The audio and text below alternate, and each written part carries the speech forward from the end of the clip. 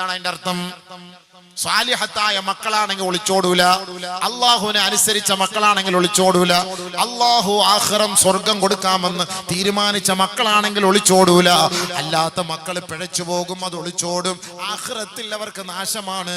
നൂഹ് നബി അലൈഹി സ്വലാത്തു വസ്സലാമിന്റെ മകൻ പിഴച്ചു പോയതുപോലെ അവിടെ ഒരു പ്രവാചകന്റെ മകനാണ് എന്ന് പറഞ്ഞിട്ട് കാര്യമില്ല, പ്രവാചകന്റെ ഭാര്യയാണ് എന്ന് പറഞ്ഞിട്ട് കാര്യമില്ല. അവര് പിഴച്ചു പോയപ്പോ നൂഹ് നബി അലൈഹി സ്വലാത്തു വസ്സലാം അള്ളാഹുവിനോട് ചോദിച്ചു,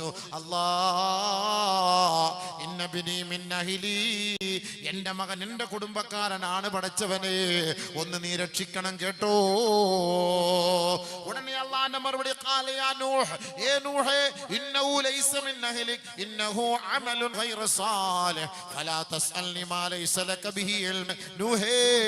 അവൻ സാലിഹായ കുട്ടിയല്ല കേട്ടോ. സാലിഹായ കുട്ടിയായിരുന്നെങ്കിൽ വാപ്പാന്റെ ചൊൽപ്പടിയിൽ നിൽക്കുമായിരുന്നു. സാലിഹല്ലാത്ത കുട്ടിയായത് കൊണ്ടാണ്, കേവലം ബീജത്തിൽ ജനിച്ച ഒരു സന്താനമായതുകൊണ്ട് വാപ്പയും മക്കളും തമ്മിലൊരു ബന്ധമാവൂല കേട്ടോ. ഈമാനികപരമായ ബന്ധമുണ്ടെങ്കിൽ മാത്രമേ ആ ബന്ധത്തിന് സ്ഥിരതയുള്ളൂ കേട്ടോ. അതിന്റെ തെളിവാണ് മഹാനായ നൂഹ് നബി അലൈഹി സ്വലാത്തു വസ്സലാമിന്റെ മകൻ പിഴച്ചു പോയത്.